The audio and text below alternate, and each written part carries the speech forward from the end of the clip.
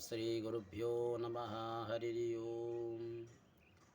ॐ शुक्लाम्बरधरं विष्णुं शशिवर्णं चतुर्भुजं प्रसन्नवदनं ध्यायेत् सर्वविघ्नोपशान्तये। अगजाननपद्मार्गं गजाननमहर्निशम् अनेकदन्तं भक्तानाम् एकदन्तमुपास्महे।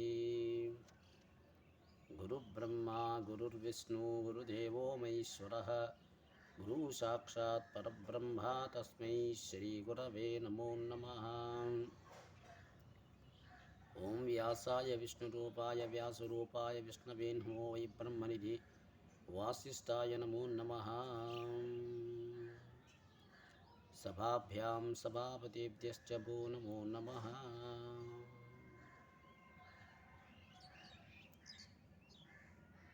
శ్రీ పార్వతీ పరమేశ్వర సభకు నమస్కారాలు. ఈరోజు అతి పవిత్రమైన గురువు గారైన గురువారం. ఈరోజు సందర్భంగా శ్రీ గరుడ మహాపురాణాన్ని తెలుసుకోబోతున్నాం. ఈ మహాగరుడ పురాణం నుండి కొంత భాగాన్ని మనం ఇప్పుడు తెలుసుకోబోతున్నాం. ముఖ్యంగా గరుడ పురాణం యొక్క విశేషాలు ఈ విధంగా ఉన్నాయి. గరుడ పురాణం ఇంట్లో ఉంచుకోవచ్చా లేదా అనే ప్రశ్నకు సమాధానంగా సాక్షాత్ వ్యాసకృతుడైన అంటే వ్యాసుడు ద్వారా రచించిన ఈ పురాణాన్ని ప్రతి ఒక్కరు కూడా ఇంట్లో ఉంచుకోవచ్చు. అతను రచించిన 18 పురాణంలో ఒకానొక పురాణమే ఈ గరుడ పురాణం. ఇది గరుడ పురాణం ఇంట్లో ఉంచుకుంటే ఏదో అపశకునం కలుగుతుందని కొందరు అభిప్రాయం. సాక్షాత్ శ్రీమన్నారాయణ వాచ అతను చెప్పిన కొన్ని మహత్తరమైన మృత్యు విషయాల గురించి ప్రస్తావించిన మహాపురాణమే ఈ గరుడ పురాణం. సాక్షాత్ విష్ణు సేవకుడైన గరుత్మంతుడు ద్వారా ఈ ప్రపంచానికి వెలువడిన మహాపురాణమే ఈ గరుడ పురాణం. మనం చెప్పుకోబోయే గరుడ పురాణం 16 అధ్యాయాలతో కూడిన చిన్న పురాణాన్ని మాత్రమే ఈరోజు తెలుసుకోబోతున్నాం. మొదటి అధ్యాయం ప్రారంభిస్తబోతున్నాం. గరుడ పురాణంలో 2 భాగాలుగా విభజించారు. ఒకటి పూర్వకాండం, మరొకటి ఉత్తరకాండం. పూర్వకాండ ప్రస్తావన కొన్ని అధ్యాయాలుగా విభజించారు.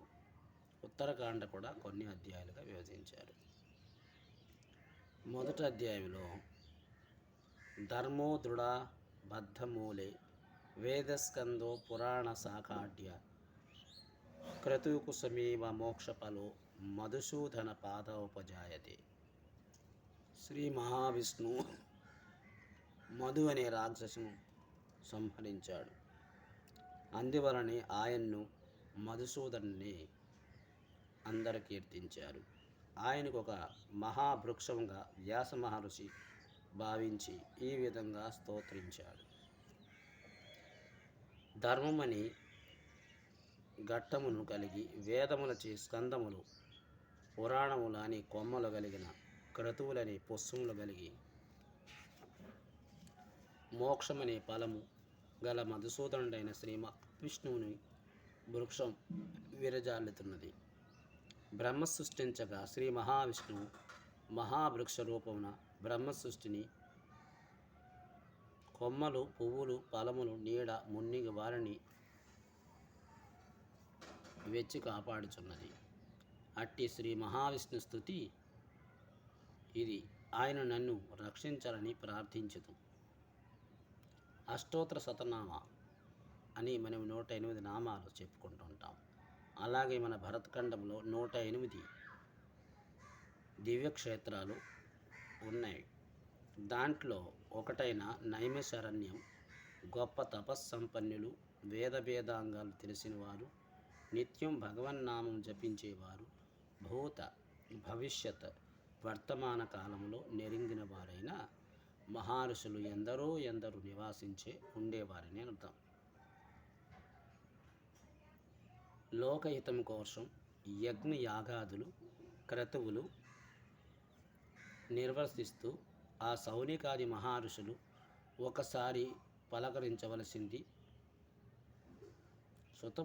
సుత పౌరాణికుడు ఆ నైమిషారణ్యానికి వచ్చాడు. పురాణ గాథలు ఆసక్తికరంగా అద్భుతంగా చెప్పడంలో సుత మహర్షి అగ్రగణ్యుడు.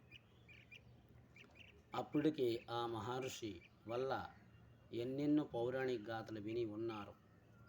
సౌనికాది ఋషులు అయినప్పటికీ ఎప్పటికప్పుడు కొత్తదనాన్ని గోచరించే పురాణాలను వినాలన్న కుతూహలంతో వారిది. వింటున్న ప్రతిసారి వినూత్నమైన అర్థాలు స్వరింపేవి. విష్ణు సేవాసక్తి ప్రేరేపించిన ఆయన పురాణాల వల్ల ఆసక్తి చేత ఈసారి సుత మహర్షి అటువంటి పురాణ కాలక్షేపంలో అలరింపజేయవలసిందిగా మునీశ్వరులు ప్రార్థించారు. ముని బృందము చేసిన సకల ఉపచారాలకు సంతుష్టుడై సుఖాసీనుడైన సుత మహర్షి అందరి వైపు సాధారణంగా చూశాడు.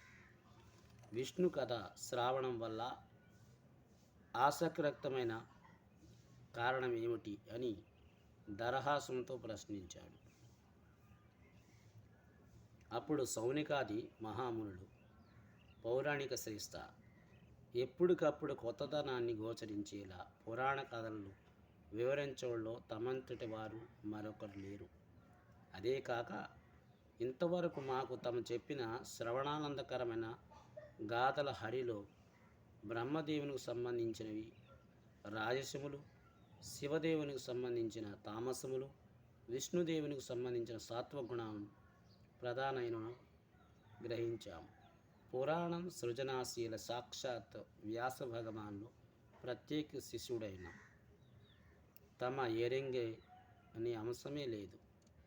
సర్వజ్ఞానుడైన తమ నోటి వెంట ఒక సత్వక పురాణాన్ని వినాలని ఆకాంక్షిస్తూ మాకు ఎన్నేళ్లుగానూ ఉంది. తమ రాకతో అది ఈనాటికి నెరవేరుతుంది. సంతోషం కొద్దీ అడుగుతున్నాం. ధర్మ అర్థ కామ మోక్షాలుచే చతుర్విధ పురుషార్థాలు కలిగించే విష్ణు సంబంధ కథాసు సుధా సారాన్ని మాకు ప్రసాదించు కోరుచున్నాం అని ముక్తి కంఠంతో పలికారు. ఆ తర్వాత సౌనికాది మహర్షులు ఉద్దేశించి, మునీశ్వర్లారా, మీరు అన్నీ తెలిసినవారు, మీకు తెలియక అడగరనుకోను. అయినను మీ ప్రశ్నలన్నిటికీ సమాధానంగా నేను ఒక పురాణాన్ని వినిపించబోతున్నాను. అది గరుడ పురాణం. సావధానంగా వినండి అన్నాడు సుతుడు.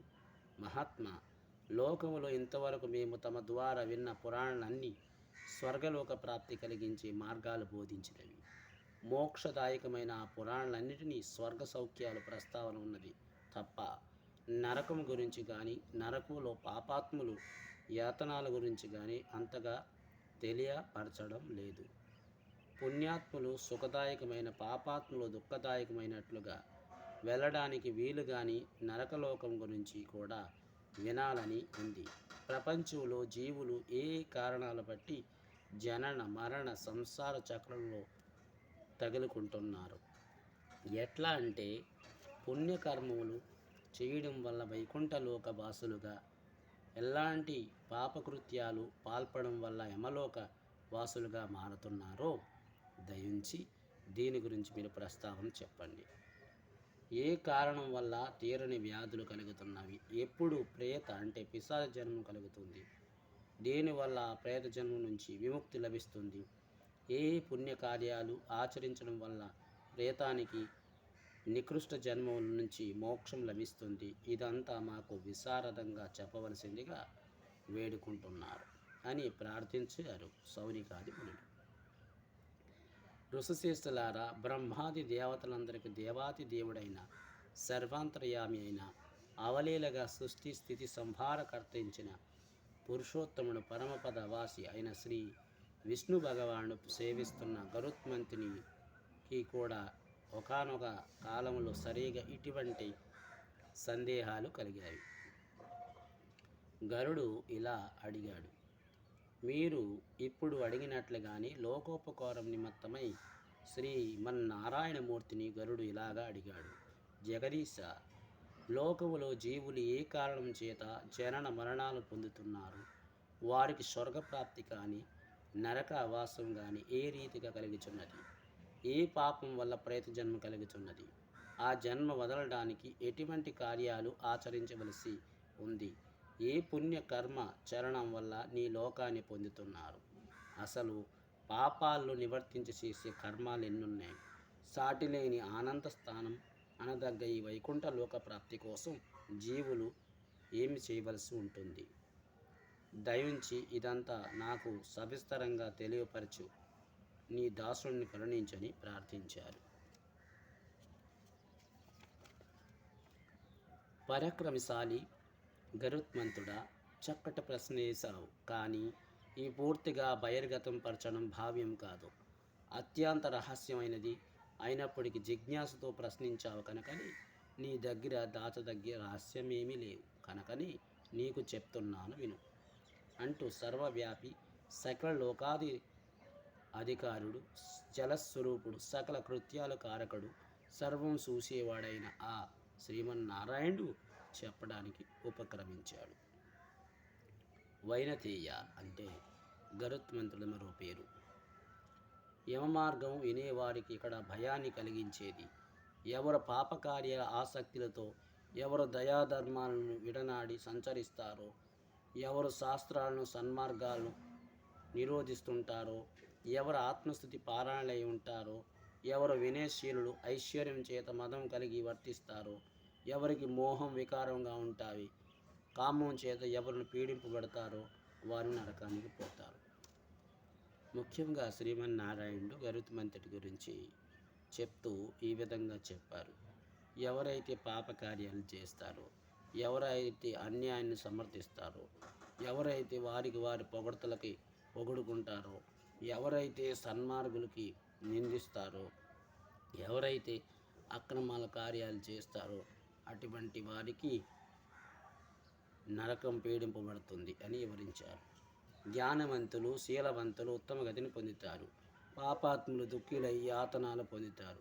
వారు తమ లోగడి చేసిన పుణ్యపాపముల ఫలితములు విధంగా అనుభవిస్తారు. తర్వాతే కర్మయోగాన్ని అనుసరించి ఆది వ్యాధులను అనుభవిస్తారు. ఇంత అయిన వారికి జీవితంపై ఆశపోదు. ఈ సమయంలో మృత్యు స్వరూపమైన కాలం సర్పం వంటి ముంగీసు చేరినట్లుగా గమనించ రాని రీతిలో దేహానికి సన్నిహితమవుతుంది. పాపులు బ్రతికినంత కాలం ఇహలోకములో దుఃఖాన్ని, మరణించాక యమలోకాన్ని బాధను అనుభవిస్తారు. బాల్యం, యవ్వనం, నడిం వయసు గడిచినంత వరకు పూర్వపుణ్యం ఏదైనా ఉంటే దాని ద్వారా సత్ఫలితాలు కలిగి వార్ధక్యంలో దుష్కృత్వాల ఫలితంగా వ్యాధుల చేత పీడింపబడతారు. ఆ బాధల్లో కూడా ఇంకా గోరిన వారికి బలమైన కాలం ప్రభావం చేత ఒకానొక సమయంలో మరణం తప్పదు. ఆ మరణం సమయంలో కూడా ఇంకా నరుడు మమకారం వీడనాడై భార్య బిడ్డల మీద ప్రేమ చేత ముసలితనం కారణంగా రూపం మారినప్పటికీ మరణం కోసం ఎదురు చూస్తుంటాడు. పెట్టినది ఏదో తింటుంటారు. రోగము, మందగ్ని, అల్పారం, అల్పగతి, చావు కళ ప్రతిబింబించి కళ్ళు, అలాగే శ్లేషం చేత బంధింపబడిన నాడులు, ఆయుష్ భరం చుట్టి చేరిన బంధుజనం, కంఠంలో గురక వెలబడుతుంటే పలకడానికి గొంతు పెగలక హీన స్థితిలో కాలపాసబద్ధుడై ఉంటాడు జీవి. చివరికి వీళ్ళందరూ ఈ బంధాలను వదిలి అందరూ శోకిస్తుండగా ఆ జీవి మరణిస్తాడు. అప్పుడు అక్కడికి చేరువలో ఉన్న యమకింకరులు ఆ జీవి ప్రాణాలు లాగిస్తారు. వేల కొద్దీ తేళ్ళు ఒక్కసారిగా కూడితే ఎంత బాధ కలుగుతుందో అంత బాధలో ఆ జీవి మరణిస్తాడు. ఆ సమయంలో శ్లేషం అంటే సొంగ బయటికి వస్తుంది. పాపాత్ములకు అదో మార్గాన ప్రాణాలు పోతాయి. దిగంబరులు, కాకులు, నల్లనవారు, వంకర మూతులు గలవారు, కోపించిన కళ్ళున్నవారు, గోలు ఆయుధాలుగా గలవారు, పైకి నిక్కబొడుచున్న వెంట్రుకలున్నవారు, భయంకరులైన యమకంకరులకు దండపాసధరులై రాగా వారిని చూసి భయం చేత జీవుడు మూత్రపూరిషాలు అప్రయత్నంగా విసర్జిస్తారు. అంగుష్ట ప్రమాణం అంటే బొటనవేలు యొక్క ప్రమాణం కలిగిన రూపంలోకి మారిన జీవుడు తన స్థూల శరీరం నుంచి వెలబడి తన ఇల్లు చూస్తూనే యమభటుల చేత పట్టుకుపోతాడు. తప్పు చేసిన వాడు రాజభటులు దండించినట్లుగా జీవుడు యాతన శరీరానికి మెడలో పాసాలు వేసి యమభటులు జీవుని చాలా దూరం తీసుకుని పోతారు. దారిలో అతనికి చీటికి మాటికి నరక వృత్తాంతాలు చెప్తారు, భయపెడతారు. ఓరి పాపి, త్వరగా నడుము, నీవిప్పుడు వెళ్ళేది నరకలోకానికి. అచిరకాలంలో నిన్ను కుంభపాకాది ఘోర నరకాల్లో కూలవేస్తారంటూ యమకంకర్లచే మాటలకు ఆ జీవుడు ఆహాకారం చేస్తుంటాడు. దానికి తోడు తన బంధువులు చేసే అక్రందన ధ్వనులు కూడా జీవునికి చెవులకు సోకుతుంటాయి. దారిలో ఆ జీవుడు భటులుకి వణుకుతూ తన పాపాలు తలుచుకుంటూ కుక్కల చేత కరబడుతూ నడిచే శక్తి లేకున్నా కొరడాలతో యమభటుల చేత కట్టడం చేత జీవుడు కలిగిన ఇసుక పరల నుంచి ఎండ వెడమి వడగాలుల చేత బాధింపబడుతూ ఆకలి దప్పుల చేత బడలిక చెందుతూ ఏదోలా నడుస్తుంటారు. మధ్య మధ్య పడుతూ లేస్తూ అలసిపలుసు అక్కడి నుంచి బయలుదేరిన 2 ముహూర్త కాలములకు యమలోకాన్ని చేరుతాడు. అక్కడ కూడా యమభటులు జీవుడికి నరక బాధలు చూపి యమును దర్శింపచేస్తారు. యమును ఆజ్ఞ మేరకు భటులు ఆ జీవుని ముహూర్త కాలంలో ఆకాశ మార్గంలో తిరిగి భూలోకానికి తీసుకుని వస్తారు. కానీ ఏమి ప్రయోజనం? జీవుడు అక్కడ తిరిగి వచ్చిన తన దేహంలోకి తిరిగి ప్రవేశించ గోరిన యమభటులు పాసాలకు గట్టిగా తగులుకొని ఉండడం వల్ల అతడు శ్రమంతా నిష్ఫలం అవుతుంది. ఆకలికి దప్పికకు బాగా రోధిస్తాడు. అప్పుడు అతడికి పుత్రులు చేయబడిన పిండములు ఆహారం చేయబడే దానాలు నరకములో ఉపశమనం అయినప్పటికీ నాస్తిక పాపాత్ముడు వీటి వల్ల తృప్తి కలగదు. అనగా వీరికి పుత్రులిచ్చే జలాంజలి శ్రద్ధ దానాలు చేరవు. పిండములు భుజిస్తూ కూడా వీరికి ఆకలి తీరదు. పైగా మీరు ఎంత దుఃఖిస్తే ప్రళయకాలము అంతవరకు పిశాచ రూపంలో జనులు సంచరించి అరణ్యంలో తిరుగుతుంటారు. చేరుకున్న కర్మ అనుభవించక తప్పదు. కనుకని మరణించినది మొదలు 10 రోజుల వరకు పుత్రుడు పిండ ప్రదానం చేస్తూ ఉండాలి.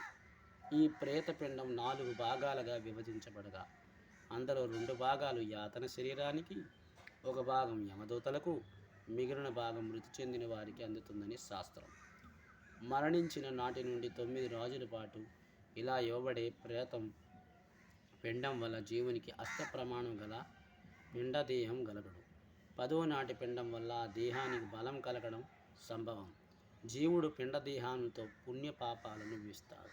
ఒక్కొక్క రోజు ఇచ్చే పిండం ప్రకారం మొదటి రోజు పిండం వలన శిరస్సు, 2వ నాటి పిండం వలన కంఠం భుజాలు తయారవుతాయి, 3వ నాటి ద్వారా హృదయం తయారవుతుంది, 4వ నాటి పిండం వల్ల పృష్ఠం అంటే పిరుదులు తయారవుతాయి, 5వ నాటి వల్ల బొడ్డు, 6వ నాటి వల్ల మొల మరియు గృహంగాలు, 7వ నాటిది తొడలు తయారవుతాయి, 8వ నాడు పిక్కలు, 9వ నాడు పాదములు ఏర్పడను, 10వ నాడు పిండం వల్ల ఆకలి దప్పులు తీరుతాయి. 11 మరియు 12 నాటి పిండం వల్ల ఈ బాధల నుంచి ఉపశమనం పొందడానికి పుత్రాదులిచ్చే పిండములు భుజిస్తాడు. 13వ నాటు దినమున యమభటుల వెంట పాశబద్ధుడై కట్టబడిన కోతి వలె దుర్గమైన నరక మార్గం జీవుడు ప్రయాణం ప్రారంభిస్తాడు. అది కట్టబడిన కోతిలా. ఓ గరుత్మంతుడా, వైనతేయ వైతరణి నది వైశాల్యాన్ని మినహాంచిన కూడా యమపురి 86,000 ఆమడ దూరంలో ఉంది. ఈ మార్గాన్ని జీవుడు 1 రాత్రి 1 పగలు మొత్తం 1 రోజు కాలంలో 247 ఆమడల ద్వారా చొప్పున నడుస్తూ వరుసగా 16 పురాలకు ప్రవేశిస్తాడు. దాంట్లో సౌమ్యము, శౌరి, నాగేంద్ర భవనం, గంధర్వ, శైలగాను, క్రంచి, క్రూర, విచిత్ర భావన, భౌపద, దుఃఖద, నానాక్రంద, సుతప్తి, రౌద్ర, పయవర్షణ, సీతాఢ్య, భౌవితి పురములు దాటి యమలోకానికి చేరుతాడు. వీటిని గురించి మున్ముందు తెలుసుకోబోతున్నాం.